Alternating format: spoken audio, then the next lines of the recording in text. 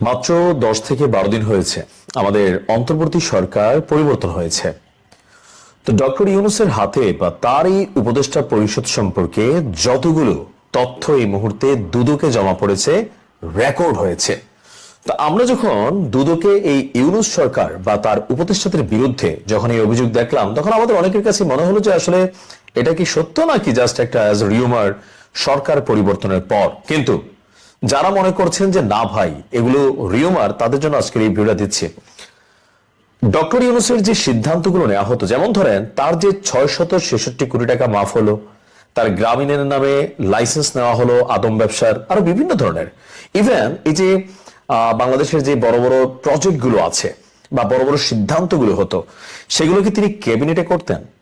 বাংলাদেশের রাষ্ট্রীয় সিস্টেম অনুযায়ী যখন কোনো সিদ্ধান্ত নেওয়া হয়, সেটা একটা সরকার যখন ক্ষমতায় থাকে একনেক বা মন্ত্রিসভায় গৃহীত হয়, অথবা ক্যাবিনেটের মধ্যে আলাপ আলোচনা, যাচাই বাছাই, ভালো মন্দ সবকিছু নির্ধারণ করে তারপর প্রজেক্টটা হাতে নেওয়া হয়। কিন্তু ডক্টর মোহাম্মদ ইউনূস আসলে কিভাবে সিদ্ধান্তগুলো নিতেন? কেন উপদেষ্টাদের বিরুদ্ধে শত না হাজার কোটি টাকার অভিযোগ? কয়েকজন তো কামাইও ফেলছে, আসুন দেখি। ডক্টর ইউনূস সরকারের বড় বড় সিদ্ধান্তগুলো ক্যাবিনেটে নেওয়া হতো না। কোথায় নেওয়া হতো? ক্যাবিনেটের বাইরে। আর এই তথ্য কে দিয়েছেন?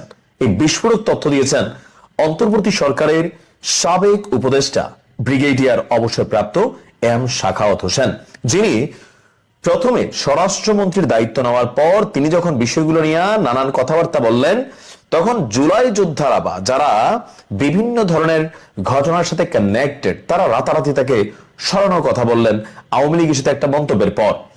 এরপরে তিনি নৌ মন্ত্রণালয়ের যে দায়িত্ব সম্ভবত ওইটা পালন করেছেন। তো আমাদের এই শাখাওয়াত হোসেন তিনি বলছেন যে ডক্টর ইউনূস সরকারের ক্যাবিনেটে বা ইউনূসের পছন্দের বাহিরে কেউ যদি কথা বলতো, সেখানে যারা প্রভাবশালী ছিল, ভিন্নমত যদি কেউ পোষণ করত, তাহলে তাদের মতামত সাধারণ ছোটখাটো বিষয়ে সীমাবদ্ধ রাখা হতো।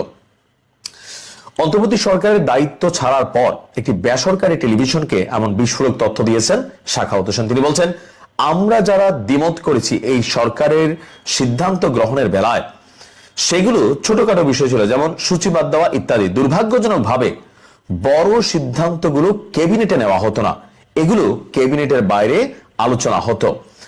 সব সরকারেরই একটি কিচেন ক্যাবিনেট থাকে, এমন মন্তব্য তিনি শুনেছেন, তবে সেখানে কারা ছিলেন তিনি জানেন না। অর্থাৎ তিনি বলছেন যে আমি দ্ব্যর্থহীন ভাবে বলতে চাই যে আমি সেখানে ছিলাম না, তার মন্তব্য।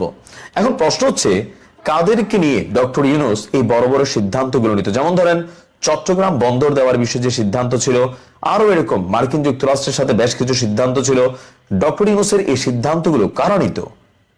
এখন তো প্রশ্ন আসতেছে যে তাহলে যে বড় বড় পদ, পদবি, পোস্টিং বা বিভিন্ন বিষয়, রাষ্ট্রের গুরুত্বপূর্ণ অস্ত্র কিনা, চুক্তি, এরকম অনেক কিছু সিদ্ধান্ত ইউনূস সরকার নিয়েছিল, তাহলে এগুলা কারা করত?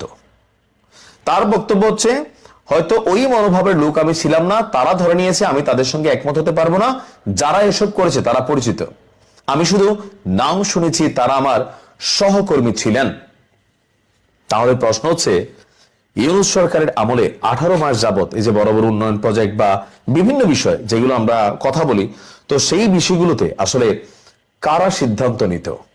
রাজনৈতিক দল, বিশেষ কোনো গোষ্ঠী, বিদেশ থেকে কোনো চাপ, অথবা সরকারের ভেতরে 18 মাসে রাষ্ট্রকে ঘোকলা করার জন্য যেই সিস্টেম তৈরি করা হয়েছিল, রাতারাতি যারা রাস্তার ছেলে থেকে জমিদার হয়ে গেছেন তারা? আমরা জানতে চাই কারা ছিল।